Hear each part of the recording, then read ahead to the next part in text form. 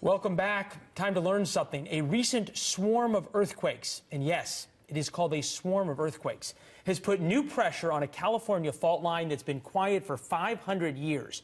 Now scientists are warning the Garlock Fault could produce a quake big enough to be felt all the way from L.A. up to the Bay Area. Claudia Cowan live in our West Coast newsroom with more on exactly what a swarm of earthquakes is. Hi, Claudia. Right, Leland. Good morning. As if the San Andreas and Hayward faults weren't enough to worry about, now we have the Garlock Fault, which has been pretty quiet for the last 500 years, but is slowly beginning to move and has been linked to, as we said, a swarm of temblors that hammered Southern California's Mojave Desert last July. The so-called Ridgequest sequence included a 6.4 foreshock, followed the next day by a 7.1 earthquake, and more than 100,000 aftershocks since then.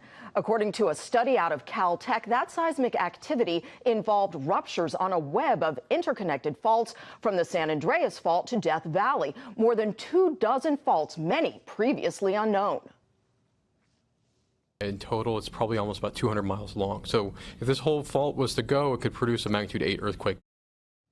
And Ross says that's big enough to cause damage in the Bay Area and Los Angeles, with longer and more intense shaking that could destabilize other faults long overdue for a catastrophic earthquake. While California Governor Gavin Newsom recently announced an early warning system app that can send an alert within seconds of the ground shaking, there is still no way to predict when or where a quake will strike.